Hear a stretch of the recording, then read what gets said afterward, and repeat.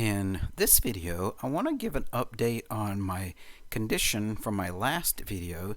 The last video I made, I give a condition, that a neuromuscular condition or a type of problem that I have with my muscles at the time.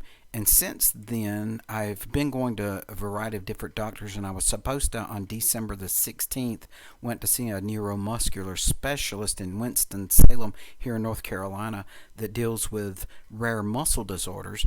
But on December the 16th, I had COVID. It wasn't a bad COVID. It was a mild sore throat and a fever, but I had to call them and tell them I had it, and so they postponed me until February the 3rd. So I haven't gotten a updated condition on what I actually have because they're going to run some additional tests. And as soon as I find out, I'll let you know, and hopefully what they do will help improve. But for me, on my end, what I've been doing is I went on an anti-inflammatory diet. I've got to reading around what others that were similar conditions to me, what they were doing, and they reduced the inflammation within the body, and it helped them improve it. Another thing that I did is I went on a daily time-restricted fasting or a modified intermittent fasting, and I used an 18-6 window, which means for 18 hours I didn't eat anything. Now, I would drink water. I stayed hydrated, so it's not a fasting like you would say a die-hard fasting. That's why I say it's a modified intermittent fasting. For 18 hours I wouldn't eat, and within a 6-hour window I would eat 2 meals. Midday at 12 o'clock I would eat a small meal pertaining to the food that I'll show you below in just a moment. Then at 4:30 and exactly 6 o'clock when the window started to close, I would snack like on peanuts, walnuts, almonds, pecans, apples, pears, and other types of fruits, just as a quick snack, and it wouldn't eat anything else after 6 o'clock other than drinking water. Now, I give a little bit about some of my daily foods that I eat the most here, but then I made myself a list just so that I can refer to it, and I printed it out. These are the list of foods that I can eat. So the things that are on this list right here are good for you. These are anti-inflammatory or antioxidant foods that helps get rid of inflammation within the body, and that has helped improve. Now, when I did have COVID, it did get muscle pain and some of the buzzing back in me like it earlier was. So I'm in the process of kind of resetting myself with this diet, but I noticed that I'm getting back to where I'm not as bad as I was when the COVID hit by the muscle parts.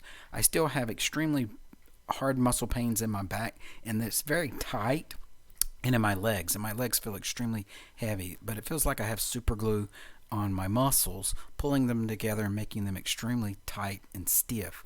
Now, I did have a spices and herbs section here that you can show you what type of spices and herbs you can cook with or eat, the types of beverages that you can drink with your meals or drink within that window. Like I said, I do drink water within the 18 hours, but these are other beverages that I drink within my 6-hour window of when I could eat. Here's the vitamins that I really focus on. Now, I do take other vitamins, and I list them here. These are the vitamins that I take for my condition. The turmeric helps get rid of inflammation as well. Now, the glucosamine that I take helps for the stiffness. A lot of the stiffness I have, like in my joints and overall stiffness, the glucosamine and congordoline, however you pronounce that, that helps with the stiffness. So I usually take that around 7 p.m. with a drink of water. This is not eating anything. I just swallow that because of the evening time.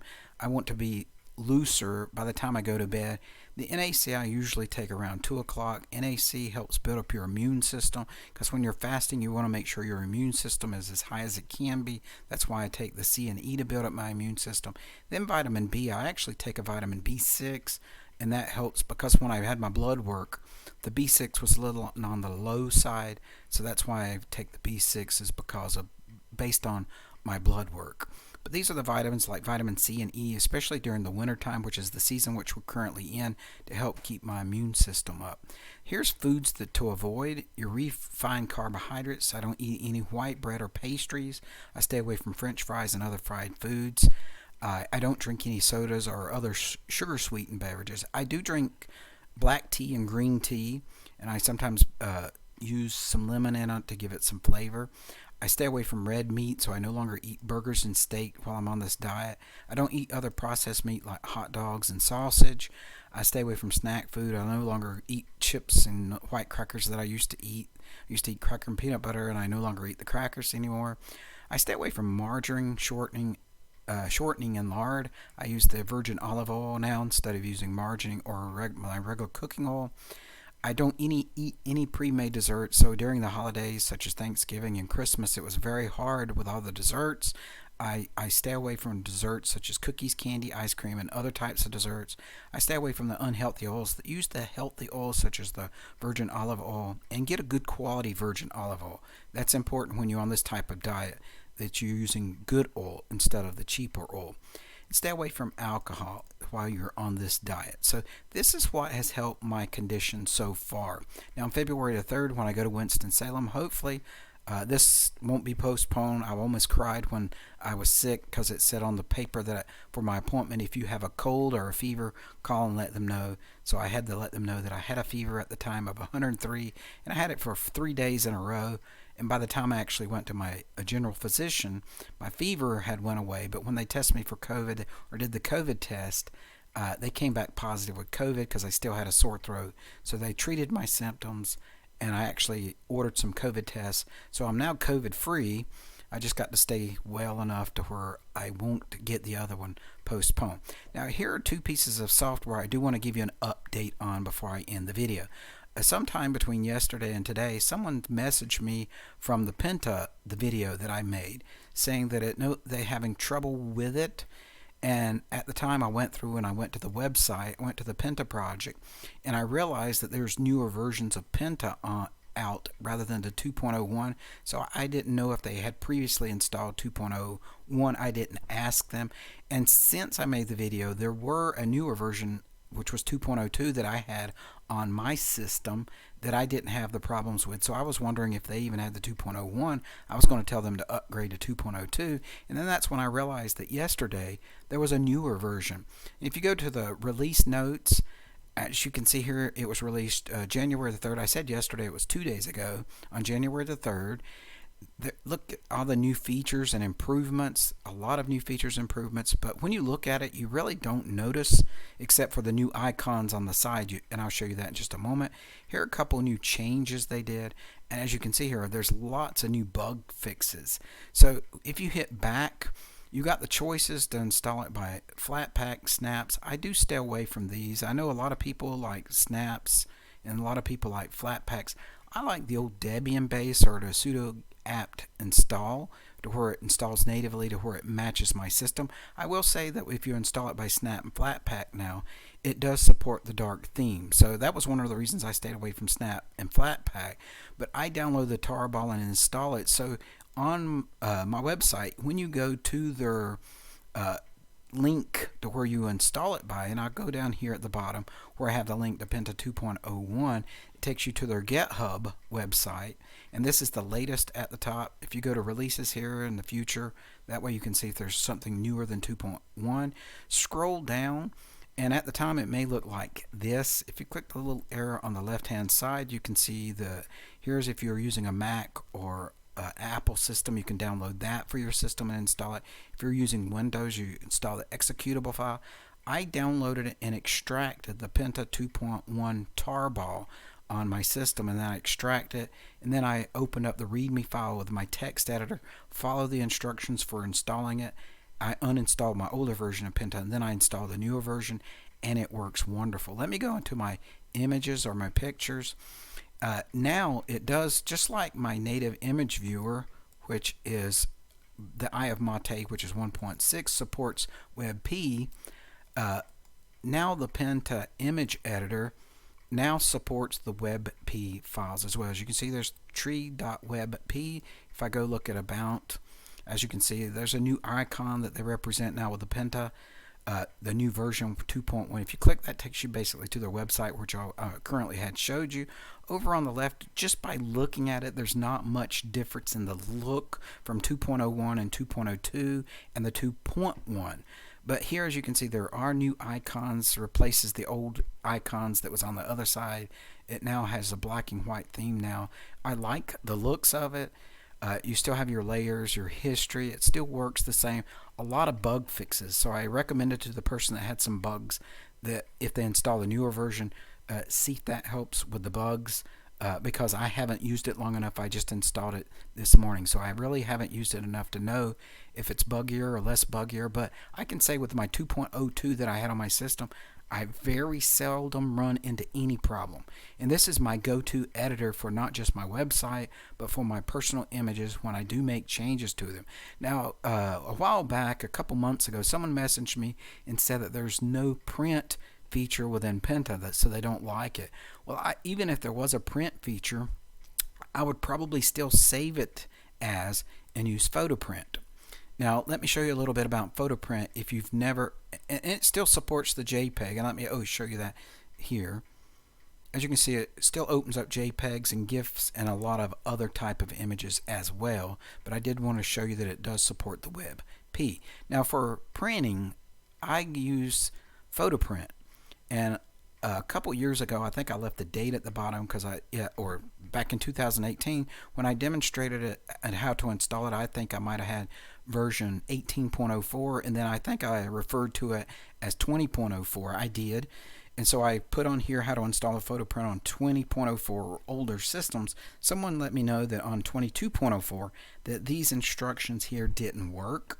So I uninstalled and tried to install it.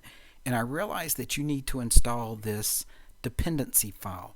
So I did make a short instruction place here on installing PhotoPrint on Ubuntu or any of the Ubuntu or Debian based systems for 22.04 or newer systems. You need to download this deb file, and you can click the link here to install it with the instructions, or you can download straight from here to download the deb package and install the dependency first, and then if you download the program here, it will install on your system. So I've already have the instructions for how to use the program here, and it's a wonderful program. So like if I wanted to print out the same picture, like wallet size pictures, to give to someone, then cut them out or pull them off of stickers, I can do that. Or I can put a variety of different pictures. Here's like the same pictures. Here's a list of different pictures you can print. You can choose different sizes. So if you go get PhotoPrint paper, you can match the specifications to your PhotoPrint paper and print them out. You're not just limited to the small papers. You can print out like 2 large pictures here, as you can see here. I printed it out. You can change the sizes. You can rotate. You can. It's very customizable.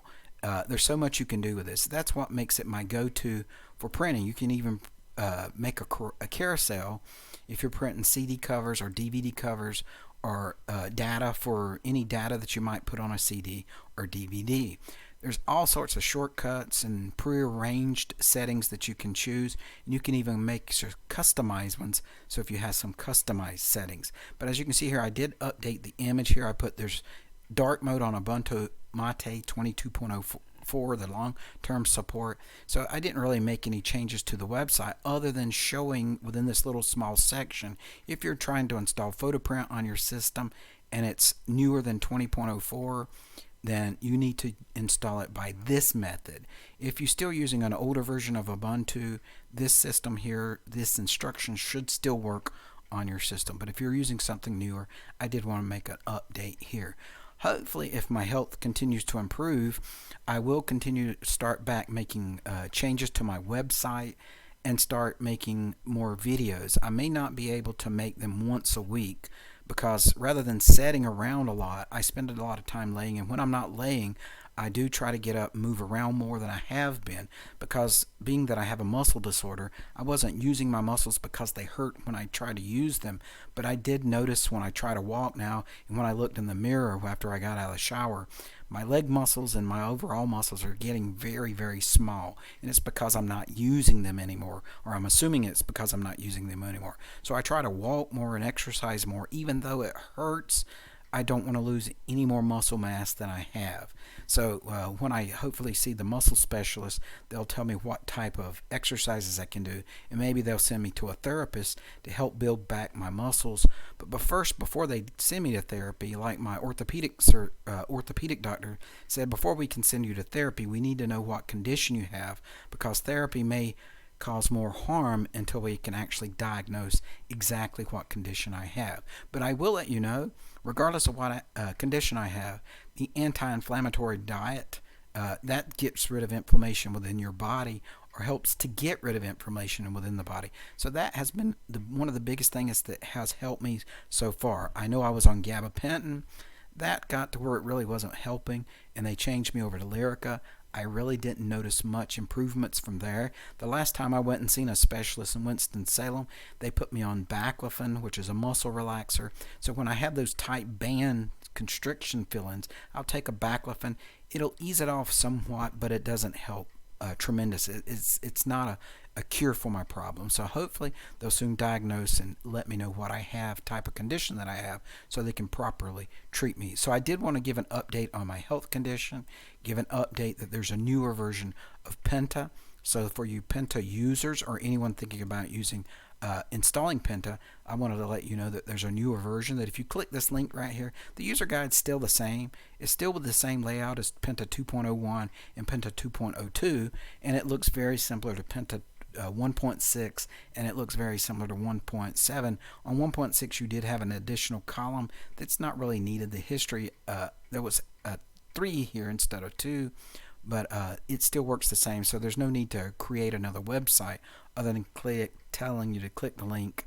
And like I said, I recommend downloading the tarball and installing it by the README instructions.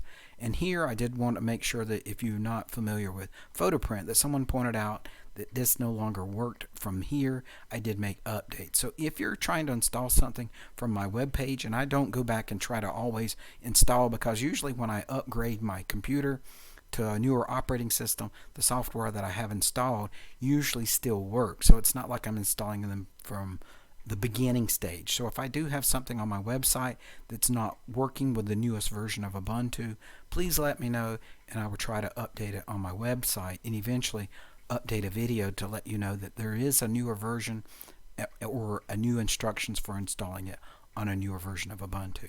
Hopefully that each of you have a great new year. I know it's January the 5th, and we're in now 2023 at the time of making this video. So hopefully each of you have a wonderful 2023. And until next time, have a great day.